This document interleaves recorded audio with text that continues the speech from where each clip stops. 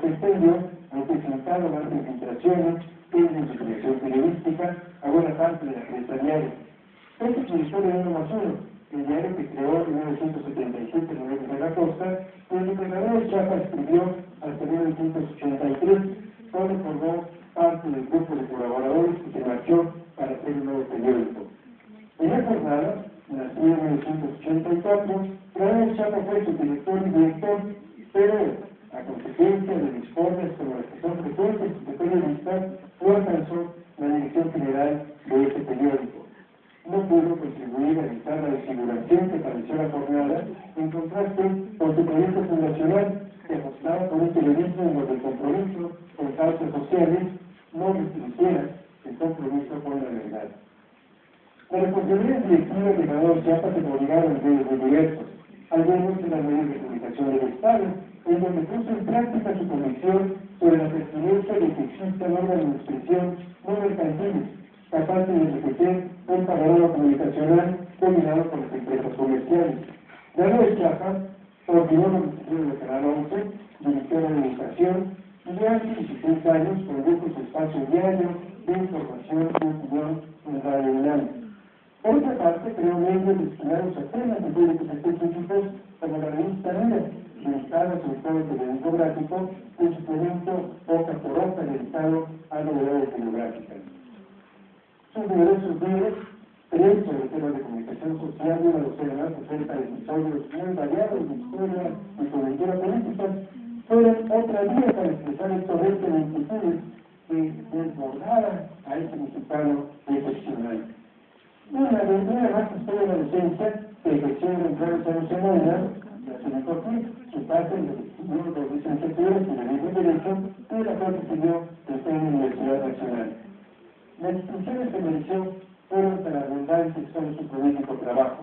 Ganó todos los premios de periodismo relevantes durante su vida, recibió también el doctorado de causa de la Universidad Metropolitana y la medalla de Victoria Domínguez del Senado de la República, entre muchas otras distinciones. Bernardo Chapa practicó varios géneros periodísticos. De cuando en cuando escribió una crónica parlamentaria, un periodo fructífero de la prensa mexicana hasta la mitad del siglo XX, pero no lo abandonaron casi por completo.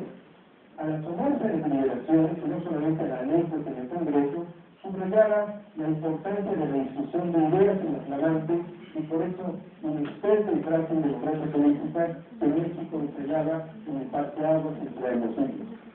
La defensa de la legalidad para Bernardo Chapa no se contradecía con el compromiso con la justicia social. Estrechado con esa convicción, fue consejero ciudadano en el Instituto Federal Electoral, pero esa institución se renovó como respuesta del Estado a la crisis política de 1994. 5 años después, fue candidato al gobierno de su natal Hidalgo, postulado por una coalición de partidos considerados de izquierda. En algún momento, cuando se implementan esos cargos, Bernardo Chapa dejó de escribir en la prensa. El 13 de julio de 1977, Bernardo Chapa había comenzado a publicar la columna Plaza Pública, en la Ciencia Mundial, para transitar después al 1+1, la Jornada y el Financiero, además de docenas de diarios en todo el país. En algún momento también apareció en el Secretario Cuentos. Las indicaciones de columna le permitieron mitigar las consecuencias de sus lecturas y pensamientos con sucesivos medios de la Ciudad de México. Aunque dejaba de publicarse en el Instituto Federal, ya apareció en numerosos periódicos de los estados. En noviembre de 1993, Plaza Pública encontró su sitio definitivo en Reforma, en donde pudo ser muy leída, como todos sabemos, hasta el 14 de octubre de 2011, 2 meses antes del triste fallecimiento de su autor. La figura política fue un ámbito idóneo para que el gran Bernardo Chapa ejerciera con libertad la información y la reflexión, inclusive la convicción y la pasión acerca de los más varios temas de la agenda pública, que además contribuía a diseñar. Trabajo por experiencia individual, la columna política tuvo un espacio para ofrecer juicios que sin duda no están exentos de prejuicios. Una especialidad de Bernardo Chapa no eran columnas carentes de condiciones políticas, al contrario, eran muy conocidas y sus lectores abrevaron cotidianamente en ellas. Las columnas de ese periodista con sus necesidades políticas era posible coincidir o disentir, pero que siempre existía una exposición ordenada de razonamientos y datos. Granado Chapa fue referencia cardinal en la vida mexicana durante los 34 años que publicó Días tras Día su casa pública. Cuando surgió, las columnas políticas que ordenaban la prensa mexicana eran en su mayor parte instrumentos al servicio de grupos de influencia analizadas con presuntas coincidencias filtradas desde el gobierno. Unas cuantas en la excepción, destacadamente la columna de Nuevo del Día, con que Granado Chapa trabajó una docena de años antes y por que se mantuvo una admiración indeclinable. En aquellas escasas columnas de oficialistas había periodismo de investigación que deslumbraba el nivel de la opacidad profesional que se padecía en anchas zonas de la prensa mexicana. En el contexto del periodismo, que decía poco porque su fuente de información y su interlocutor primordial era el poder político, el periodismo de Granado Chapa resaltó buscar voces y ángulos distintos de los que se dan con el estudio convencional. La República se ocupó de una tienda nacional recientemente diversificada. Y cuando nació ese espacio, las primeras planas estaban dominadas por declaraciones del presidente de la República. Por eso, nuevos sectores políticos ganaron un sitio más dificultades. El reconocimiento social que adquirieron las agrupaciones políticas marginadas desde el estatus institucional viene de generar el distante del corporativismo gobernista, académicos por opiniones propias, escritores y artistas trabajando apenas de forma distante de sus propias tareas creativas y ciudadanos aficionados por la necesidad de permanecer callados ante asuntos que les afectaban y los otros pasan por el reconocimiento antes de espacios en la prensa en el que escribió el autor de la columna que precisamente trataba de presencia demostraba por qué se llamaba plaza pública. Nuevamente Granado Chapa quería registrar asuntos muy variados, no solamente en el campo de la política. Por eso, el alter ego de la plaza pública fue durante sus últimos años la columna Diario del Espectador, que Granado Chapa escribía 5 veces a la semana, aparte de la plaza pública, 5 veces a la semana para Metro, un diario de corte popular, lanzado por el Grupo Reforma, y un nuevo destinado a temas de la vida cultural. La plaza pública se nuclea en el nivel de los discípulos del autor, pero también viene la dimensión culturada en una notable lectura y una buena conocimiento de la vida mexicana. Es necesaria acerca de estudiar narrado un poco de cultura de ocasiones de cristiana, aquí la capacidad de Granado Chapa para escribir sus artículos sin buen premio y a nivel de respaldo documental. Apenas se sentaba delante del teclado, lo machacara sin pausa, hasta que el texto quedaba listo prácticamente sin necesidad de enmienda alguna. De los años 90, cuando el periodismo mexicano se sacudía menos parcialmente a las comunicaciones del Estado, pero no en beneficio del profesionalismo, en información y análisis, sino estas reflexiones para enquilosarse en el estrés terrorista, Granado Chapa tenía un sistema de retorno riguroso de los asuntos públicos. A diferencia de la investigación personal o de la magnificación de anécdotas utilizadas con tanta frecuencia por numerosos opinadores de los medios,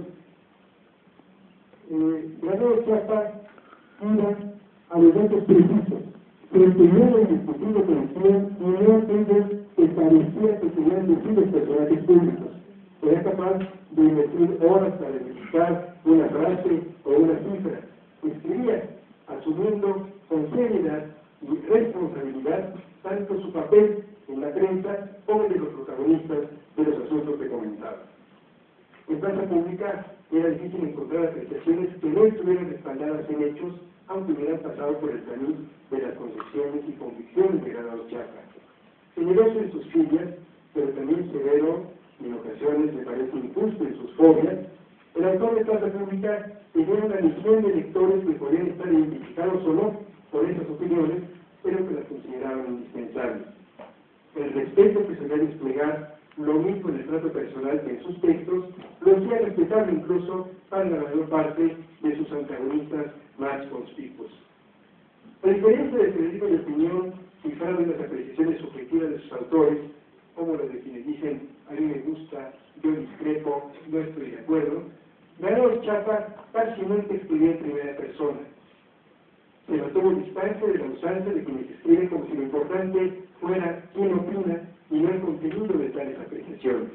Por otra parte, Granados Chapa jamás cometió la ligereza de insultar en sus textos ni de utilizar vulgaridades. Tales recursos, tan en boga en amplia franja del periodismo ya iniciada en la segunda década del nuevo siglo, eran absolutamente ajenos al estilo sobrio, preciso, elegante que distinguió la escritura de este periodista. Las columnas que trascienden el comentario impresionista o la confidencia interesada han sido cada vez más escasas en la prensa mexicana.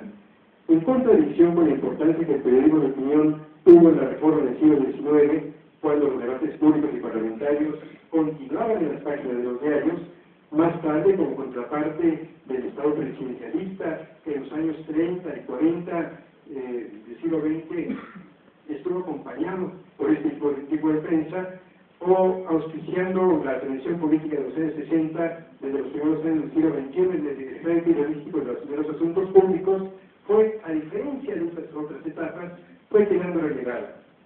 Al análisis se le empezó a confundir con la sentencia en unas cuantas líneas. A la reflexión se la desplazó al menos parcialmente con descalificaciones e imprecaciones. La agenda misma de los asuntos públicos ha quedado desbordada por trivialidades y murmuraciones. El espacio para el periodismo de opinión quedó cada vez más constreñido por las nuevas prioridades en la mayor parte de los diarios. De las tres cuartillas, que era frecuente escribir cuando Granados Chapa comenzó a publicarse columna y que fue la dimensión que mantuvo en la plaza pública, los artículos y comentarios en muchos diarios han quedado reducidos a una cuartilla y en ocasiones apenas un par de párrafos. Al querer quitar a la televisión, el periodismo se le mimetizó por la estrechez y la trivialidad de ese medio. Las nuevas y anchas opciones que podría ofrecer la prensa en línea